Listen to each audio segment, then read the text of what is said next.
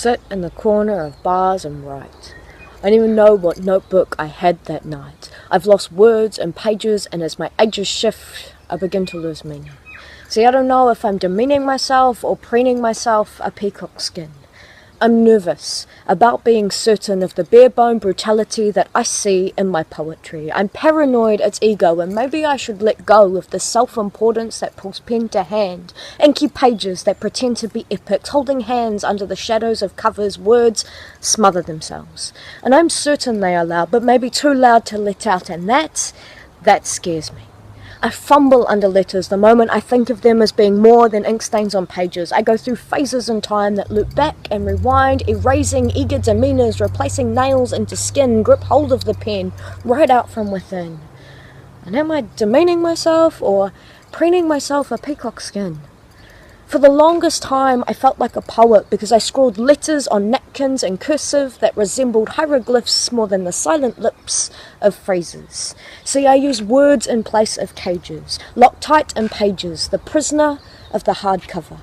And once spoken, I can't take it back. It's out there, living beyond what I've given it, and this scares me, because betwixt the pages, it gives me. My skin can weave itself in charades, but what you see on the page are moments in time, caught and suspended, truths to be defended as proof of existence, permanent, as much as anything can be. And this scares me. For all I am is metaphor, and if it bores you, I can't give you more. And maybe it's ego calling, and I'm falling more in love with myself than I care to admit. Like standing too close to train tracks, I drown myself out. And maybe holding too tight to the art is just as hollow as the new car you bought to fill the space you can't face full on. Sometimes I think if I just shouted sound, that would resound longer in your head than the words I let seep from a sleepless bed. When I'm listening to flash forwards of myself who tell me I'm selfish, a shellfish whose external is silence, tender flesh words. By speaking, it's broken and it hurts. But you don't know you're alive till it hurts.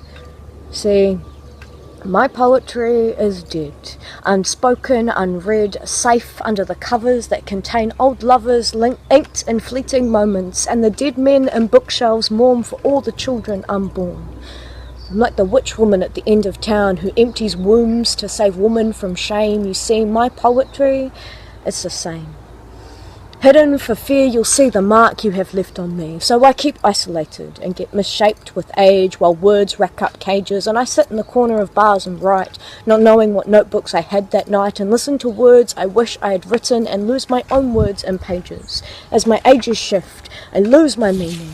I'm not knowing if I'm demeaning myself or preening myself a peacock skin. I'm paranoid it's ego, and maybe I should let go of the self-importance that pulls pen to page in the hopes of untangling my tapestry's mind's stitches.